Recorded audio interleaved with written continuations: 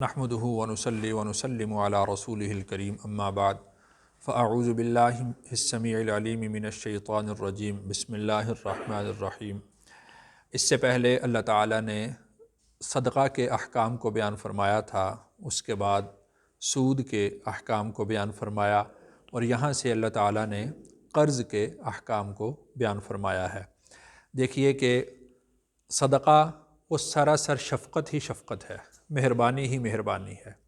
اور سود نرا ظلم ہے، نری زیادتی ہے،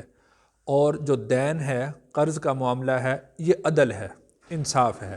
بھئی پیسے لیے ہیں تو واپس کرو، یہ عدل کی بات ہو گئی۔ تو چونکہ سود کا جو معاملہ ہے وہ عمومی طور پر اس صورت میں پیش آتا ہے جب آدمی کے پاس پیسے نہ ہوں، پھر وہ قرض لینے کے لیے جاتا ہے۔ تو سود کی حرمت کو اللہ تعالیٰ نے پہلے بیان کر دیا، اس لیے کہ وہ نقصان کی چیز تھی۔ تو دفع مضرت، نقصان کو اپنے سے دور کرنا، یہ نفع کے حصول سے زیادہ مقدم ہوتا ہے۔ یوں دیکھیے کہ ایک آدمی ہے، وہ بیمار ہے، اور پھر اس کو کھانے کی بھی، خوراک کی بھی ضرورت ہے، تو پہلے وہ دوائی لے گا اور اس کے بعد اپنی خوراک کا انتظام کرے گا، اس لیے کہ بیماری کا دور کرنا یہ زیادہ ضروری ہے بنسبت مرغن غذا کھانے سے۔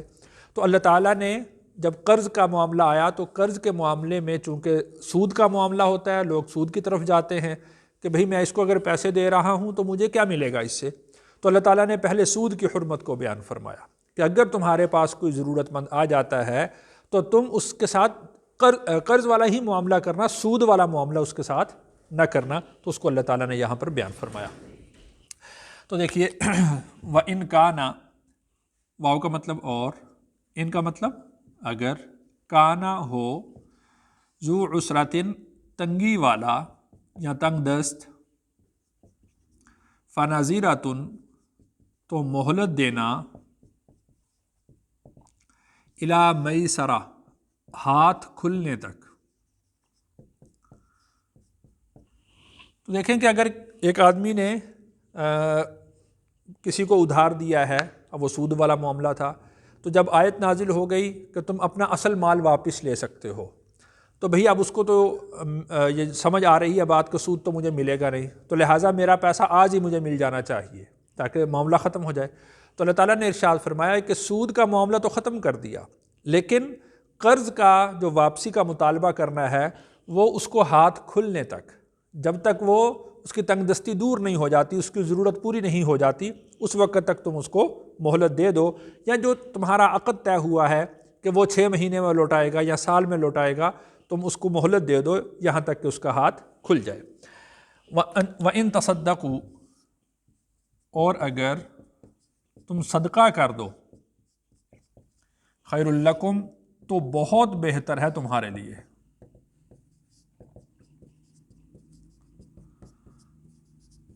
ان اگر کنتم تعلمون، تم جانتے ہو، یعنی یوں سمجھیں کہ سود کا معاملہ کر کے تم نے اس کے اوپر جو ظلم کیا، تم نے اس کے اوپر جو ناانصافی کا معاملہ کیا ہے، اس کا خون جو نچوڑا ہے، اب اللہ تعالیٰ نے سود کی حرمت کو بیان فرمایا۔ اب جو تمہارا معاملہ ہے تو یہ تو اس کو مہلت دے دو، اور دوسرا یہ کہ اگر تم صدقہ ہی کر دو، اس لیے کہ بغیر ضرورت کے کوئی کسی کے سامنے ہاتھ نہیں پھیلاتا، اگر تم صدقہ ہی کر دو تو یہ تمہارے حق میں بہت بہتر ہوگا، یعنی جو تمہارا رأس المال ہے، جو اصل مال ہے، وہ بھی اگر تم صدقہ کر دیتے ہو تو اس صدقہ کا جو اجر تمہیں ملنے والا ہے، ان کنتم تعلمون، اگر تم اس کو جانتے ہو تو تم اس کو صدقہ ہی کر دو تو تمہارے حق میں یہ بہت بہتر ہوگا۔ تو یہاں پر ایک مسئلہ یہ سمجھ لیں کہ حرام کا جو مال ہوگا، اس سارے مال کو جو اس کا مالک ہے پہلے تو اس تک پہنچایا جائے گا۔ رشوت کا مال ہے تو جس سے رشوت لی ہے اس کو لوٹائی جائے، سود اگر حاصل کیا ہے تو جس سے سود لیا تھا اس کو اس کے پیسے لوٹائے جائے۔ اب اگر وہ شخص نظر نہیں آتا، ملتا نہیں ہے، تو پھر اس مال کو صدقہ کرنا واجب ہے، اس کو اپنے استعمال میں نہیں لا سکتے، وہ حرام ہے، اس کو صدقہ کرنا ضروری ہے، صدقہ کرنا واجب ہے۔ اور دوسری بات یہ کہ اس میں ثواب کی نیت نہیں کی جائے گی، اس لیے کہ ثواب کی نیت حلال مال میں کی جاتی ہے، اور یہ تو حرام مال ہے، تو حرام مال کے اندر ثواب کی نیت نہیں کی جائے گی۔ اور اس کے بعد یہ کہ اگر کوئی شخص ایسا ہے کہ جس کا سارا مال ہی حرام کا ہے تو علماء نے لکھا ہے کہ سارا مال صدقہ کرنا واجب ہے، سوائے ان کپڑوں کے جس سے اس کا صدر ڈھپ جائے، یا ایک وقت کا کھانا بس جس سے اس کی زندگی بچ جائے، اتنا کھانا کہ جس سے اس کی زندگی بچے، اور اتنا کپڑا کہ جس سے اس کا سطر ڈھپ جائے۔ اس کے علاوہ سارا مال صدقہ کرنا واجب ہے، سارا مال صدقہ کرنا ضروری ہے۔ اور حرام مال کے اندر بھلے وہ کتنا ہی ہو اس پر زکوٰۃ نہیں ہوتی، اس لیے کہ جو زکوٰۃ ہوتی ہے وہ بھی حلال مال پر ہوتی ہے۔ جب سارا مال صدقہ کرنا واجب ہوا تو اس پر زکوٰۃ ہی نہیں ہوگی۔ دوسرے لوگوں کا حق متعلق ہے نا، اب رشوت لی ہے تو وہ جو اصل مالک ہے وہ اس تک لٹانا پہنچانا واجب ہے، سود ہے تو جس سے لیا ہے اس کو دینا واجب ہے، اس کا تو اپنا ہے ہی نہیں،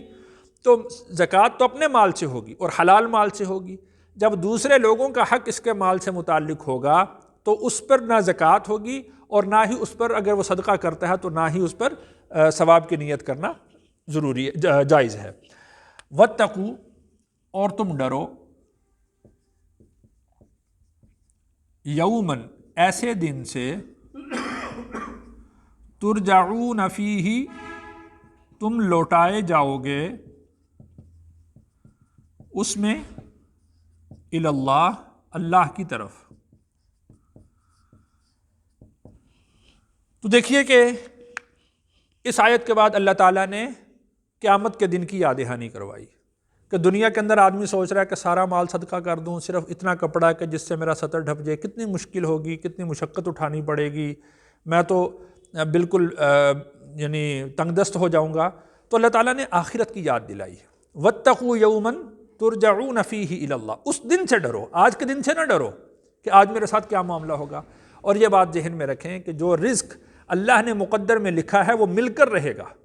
اگر آدمی حرام کے راستے کو چھوڑ دیتا ہے تو اللہ تعالیٰ جو اس کے مقدر کا رزق ہے اس کو حلال کے راستے سے عطا فرماتے ہیں۔ بہت ساری مثالیں اس کی موجود ہیں، آپ اس کو دیکھ سکتے ہیں۔ جنید جمشید کی مثال بالکل آپ کے سامنے ہے کہ حرام مال کے راستے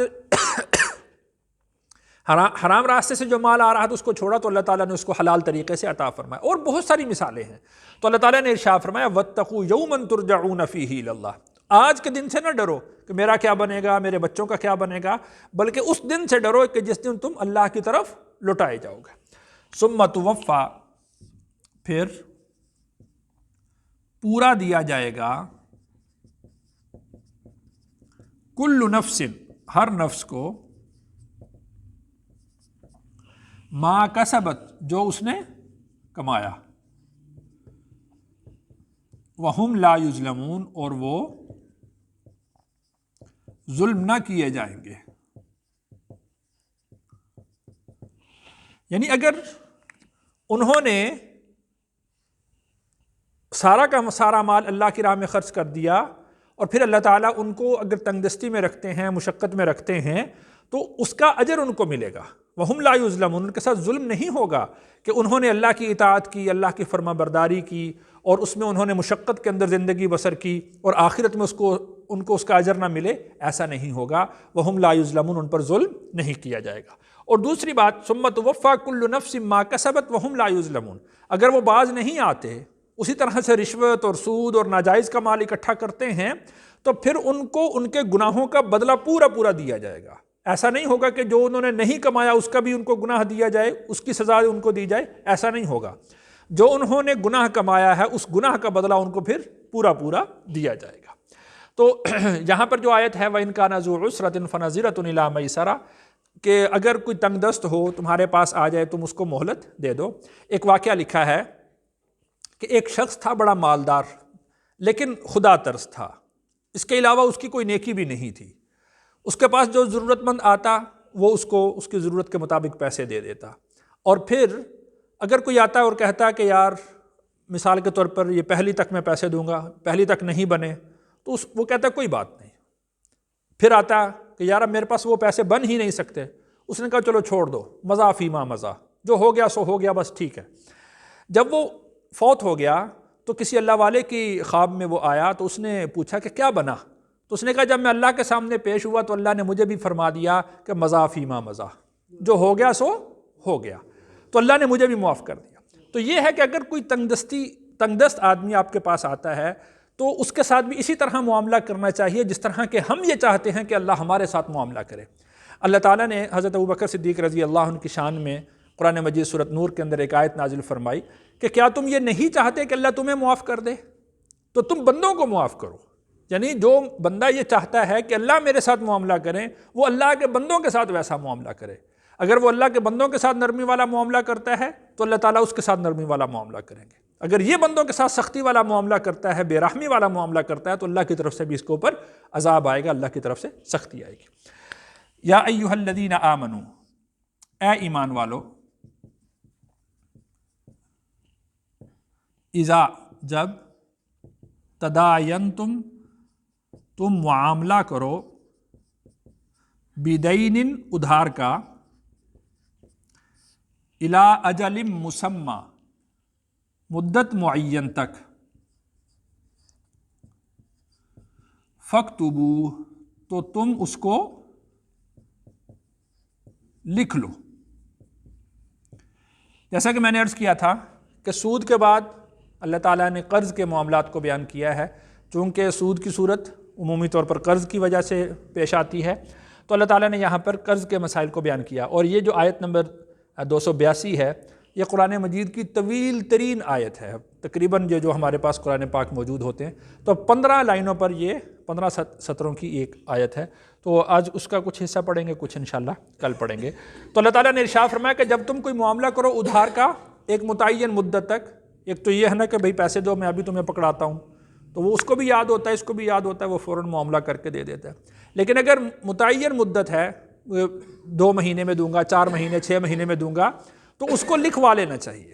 اس معاملے کو لکھ لینا چاہیے، اس لیے کہ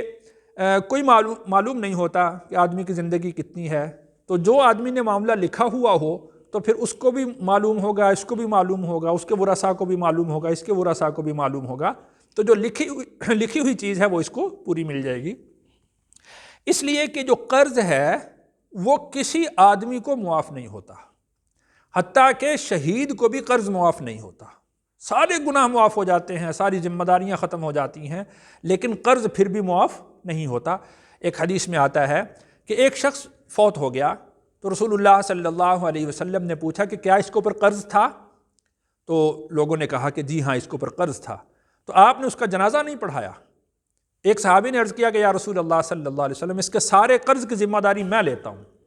تو جب انہوں نے ذمہ داری لی تو پھر آپ علیہ السلام نے اس کا جنازہ پڑھایا۔ تو قرض کا معاملہ اس قدر سنگین ہے، اس قدر سنجیدہ ہے، تو اس لیے اس معاملے کو کیا کرنا چاہیے؟ لکھ لینا چاہیے۔ وَلْيَكْتُبْ، اور چاہیے کہ لکھے، بینکم، تمہارے درمیان، کاتبٌ، لکھنے والا، بالعدل، انصاف کے ساتھ، یعنی جو بھی لکھنے والا ہو وثیقہ نویس یا جو تمہارے عقد لکھتا ہے تو وہ ان کو لکھے تو عدل کے ساتھ لکھے، ہیر پھیر نہ کرے، یعنی ایک کا ساتھ نہ بنائے، مختلف چیزیں اس طرح کے ہیلے بہانے اور عبارات کو تبدیل کرنا، تحریف کرنا، تو وہ اس طرح نہ کرے، بلکہ ان کو عدل کے ساتھ جس طرح اس کو کہا جا رہا ہے ویسے وہ انصاف کے ساتھ اس کو لکھے۔ ولا یأبا، اور انکار نہ کرے، کاتب، لکھنے والا، ان یکتبا، کہ وہ لکھے، کما علمہ اللہ، جیسا کہ سکھایا اس کو اللہ نے، فلیکتب، تو چاہیے کہ وہ لکھے، یعنی اگر کچھ لوگ اس کے پاس آتے ہیں کہ ہمارا یہ معاملہ ہے تم ہمیں لکھ دو، تو اس کو انکار نہیں کرنا چاہیے، اس لیے کہ اللہ نے اگر اس کو یہ علم عطا کیا ہے تو اس علم کا شکرانہ یہ ہے کہ اس کے بندوں کی خدمت کرے،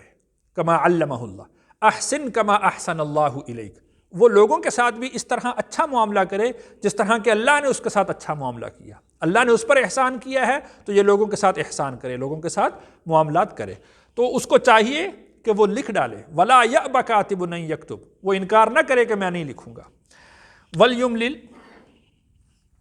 اور املا کروائے، یا اس کو کہہ لیں کہ اور لکھوائے، الذی وہ شخص علیہ الحق جس پر حق ہو، جس پر حق واجب ہو، ولیتق اللہ اور چاہیے کہ وہ ڈرے اللہ سے، ربہ جو اس کا رب ہے، ولا یبخس اور کمی نہ کرے، منہ اس سے، شیئا کسی چیز کی۔ اب دیکھیے کہ یہ لکھوانے کی ذمہ داری کس پر آئے گی؟ لکھوانے کی ذمہ داری اس پر آئے گی جس پر حق واجب ہو رہا ہے۔ دو آدمی ہیں، زید اور عمر۔ اب زید قرض لینے کے لیے آیا کہ عمر سے کہ بھائی مجھے قرض دے دو، عمر نے اس کو قرض دے دیا 1,00,000 روپیہ۔ اب ذمہ داری کس پر آ گئی ہے؟ زید پر۔ تو اب زید اس کو لکھوائے گا، وہ کہے گا کہ میں نے عمر سے قرض لیا ہے، آپ یہ لکھو اور فلاں تاریخ تک میں اس کو لوٹاؤں گا۔ اس لیے کہ آدمی المرء یؤخذ باقرارہ، آدمی اپنے اقرار کی وجہ سے پکڑا جاتا ہے۔ اب یہ جب لکھوائے گا تو اس کا خرچ بھی اسی کے ذمے آئے گا، اور اپنے اقرار کی وجہ سے یہ اس معاملے کو لکھوائے گا، اور یعنی کل کو جب بات ہوتی ہے تو وہ یہ کہے گا کہ ہاں اس نے خود یہ اقرار کیا تھا، خود یہ معاملہ لکھوایا تھا، لہٰذا اب یہ اس پر لازم ہو رہا ہے۔ ہاں البتہ یہ ہے وَلْيَتَّقِ اللَّهَ رَبَّهُ، اللہ سے ڈرے جو اس کا رب ہے، یعنی اب معاملے کے اندر کمی نہ کرے، اس لیے کہ جب رب اللہ کو مانا ہے تو پھر اس سے ڈرنا بھی چاہیے، وہ اس کی ذمہ داریوں کو دیکھے گا، وہ اس کی تربیت کرے گا، اور اس کے جو قرض ہیں ان کی ادائیگی کی صورت پیدا کرے گا۔ ولا یبخس منہ شیئا، اور اس میں کسی قسم کی کوئی کمی نہ کرے، مثال کے طور پر مہلت کو یعنی مدت کو کم زیادہ نہ کرے، روپے پیسے کو کم زیادہ نہ کرے، تو ولا یبخس منہ شیئا، اس میں کچھ کمی نہ کرے، جس طرح معاہدے کے اندر طے ہوا ہے اس پورے معاہدے کو وہ لکھوا ڈالے۔ رسول اللہ صلی اللہ علیہ وسلم نے ارشاد فرمایا کہ اگر کوئی شخص قرض اس نیت سے لیتا ہے کہ میں نے واپس کرنا ہے تو اللہ تعالیٰ اس کی مدد فرماتے ہیں اور اس کے قرض کی ادائیگی کی صورتیں پیدا فرما دیتے ہیں۔ اور اگر کسی نے قرض لیا ہی اس نیت سے ہو کہ میں نے اس کا پیسہ ہڑپ کرنا ہے، میں نے اس کا پیسہ ضبط کر لینا ہے، تو پھر اللہ کی مدد بھی شامل حال نہیں ہوتی۔ اللہ تعالیٰ سے دعا ہے اللہ تعالیٰ مجھے اور آپ کو احکام شریعت پر عمل کرنے کی توفیق عطا فرمائے۔